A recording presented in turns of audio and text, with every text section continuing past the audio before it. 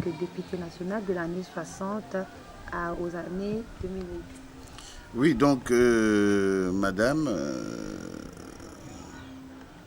si, s'il faille parler absolument de toute la période entre l'accession de notre pays à l'indépendance à aujourd'hui, on peut en parler en faisant, je dirais, une petite comparaison avec la période avant 60 sur le plan économique, sur le plan politique, sur le plan social. Et ce qui a lieu de dire, c'est que sur le plan politique, je suis tout à fait d'accord qu'on ait recouvert l'indépendance. C'est-à-dire que les autochtones, c'est-à-dire les nationaux, les Congolais, ont pris les rênes du pouvoir le 30 juin 1960, comme vous le savez. Sur le plan économique, bien entendu, ça pose un peu problème parce que nous n'avions pas actuellement, nous n'avons pas actuellement la même mise sur l'économie parce que notre économie continue à rester plus ou moins extravertie, c'est-à-dire qu'on continue, disons, à faire comme auparavant. Et bien entendu, il faut dire également que sur ce plan, il y a eu beaucoup de désastres liés à la situation politique, à la situation d'instabilité qu'a connue notre pays de 1960, avec bien entendu des soubresauts par rapport aux périodes. Sur le plan du social, je crois que le Congolais commençait à connaître plus ou moins un niveau de vie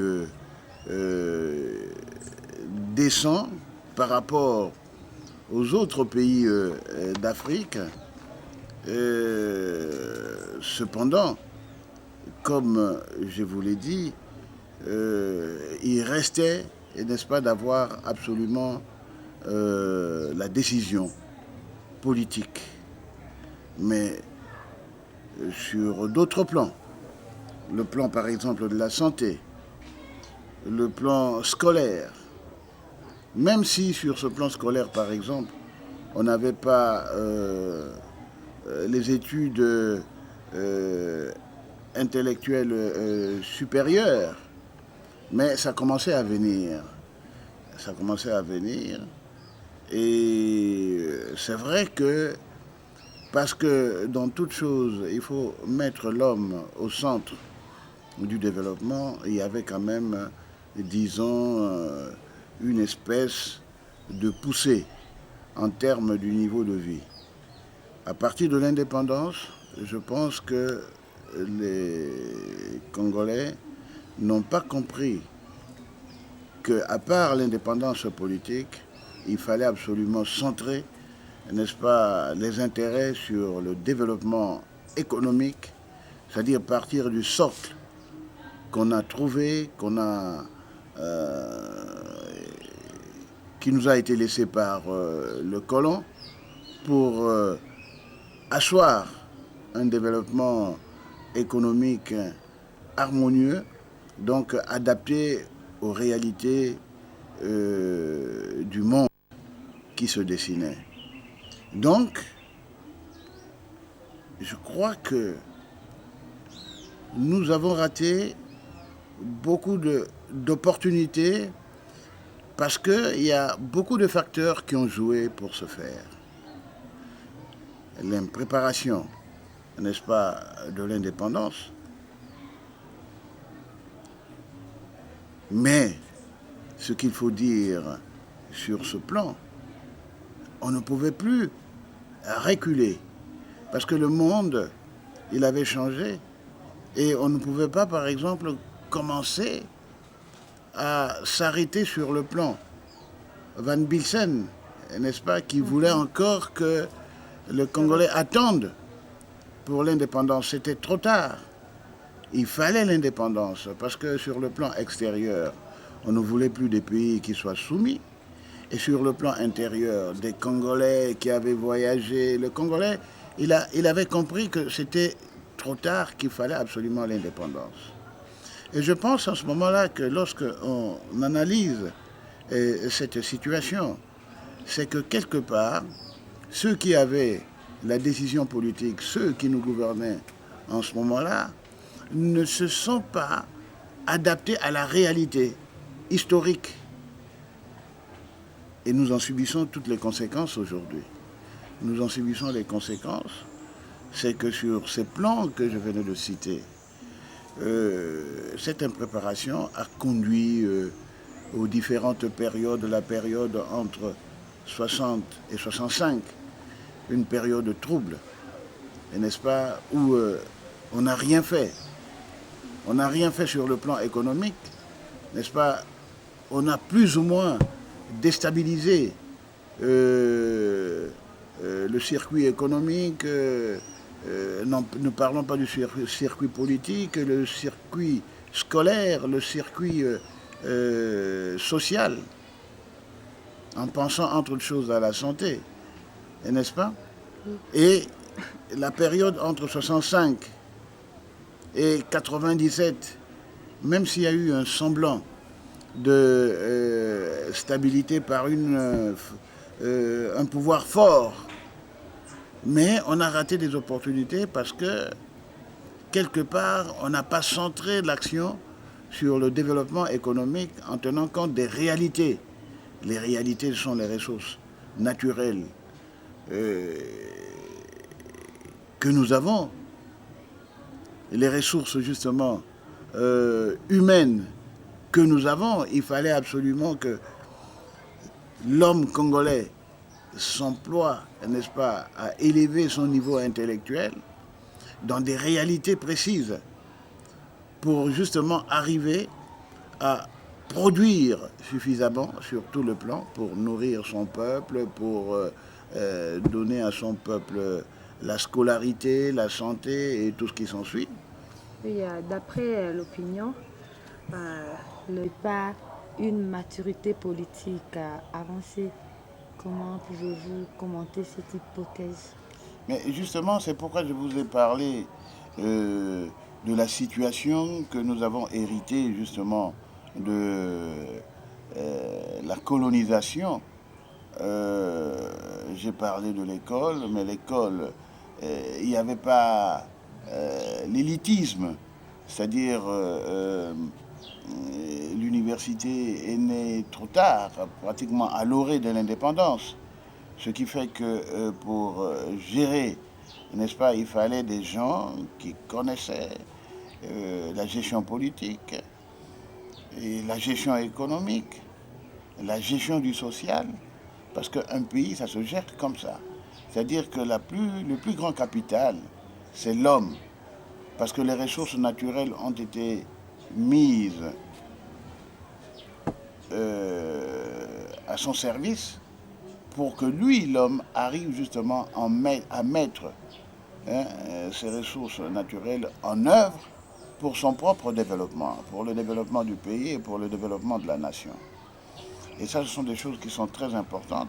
Et en même temps, par des égarements, on a même détruit ce que nous avions hérité. N'est-ce pas? On a détruit l'école par des décisions, je dirais malheureuses.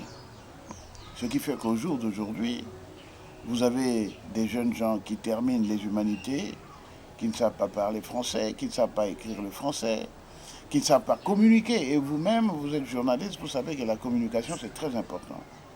Et dans tout le pays, il faut que les gens sachent, n'est-ce pas, communiquer, sachent écrire. Et ça, je crois que ce sont des choses qui sont très importantes.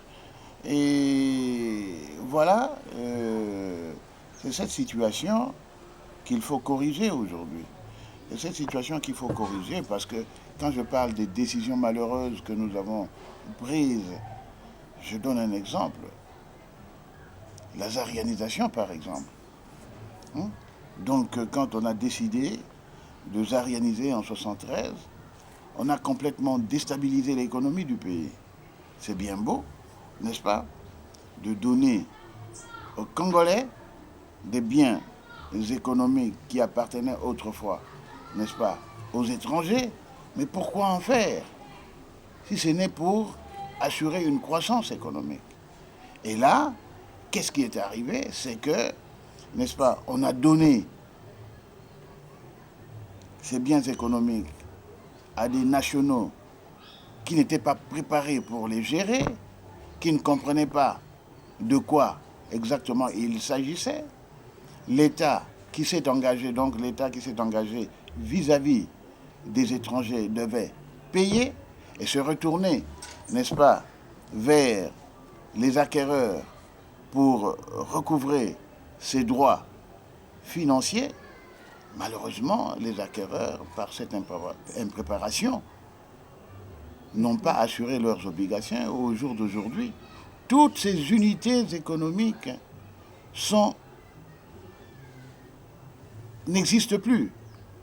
Et maintenant, comment pouvez-vous, allons maintenant à la question entre les relations diplomatiques entre la RDC et la Belgique, comment pouvez-vous apprécier aujourd'hui les relations diplomatiques entre la RDC et la Belgique?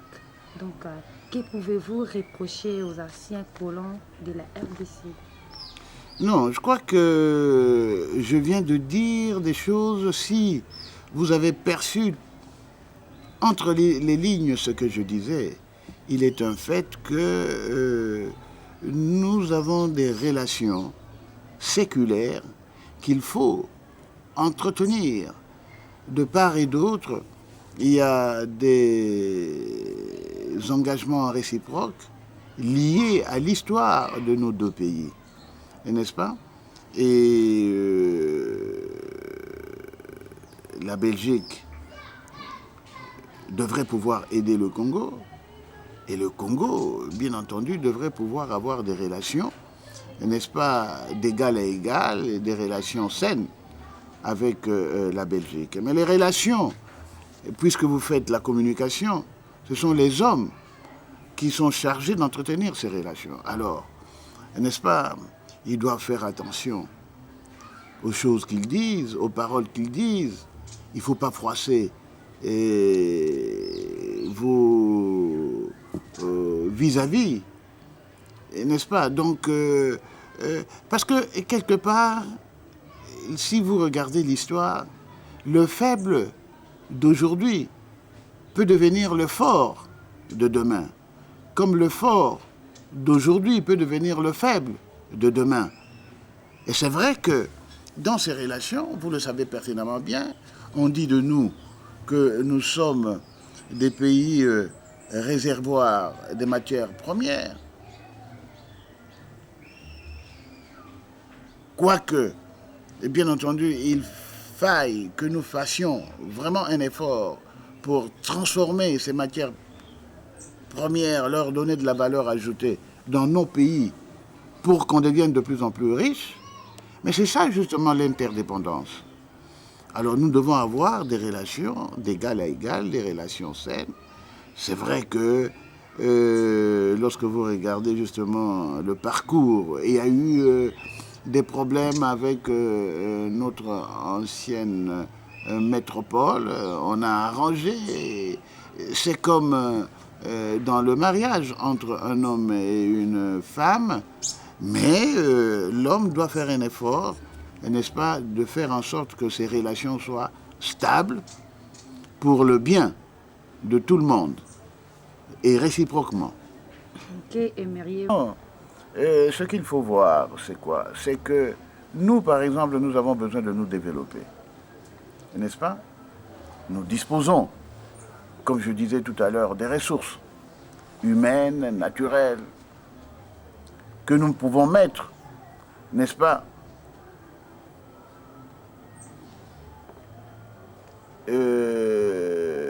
à table ok?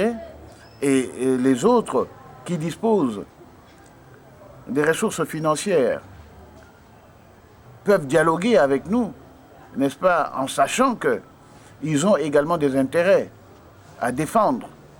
Donc ce sont toujours, comme on dit, des rapports gagnant-gagnant.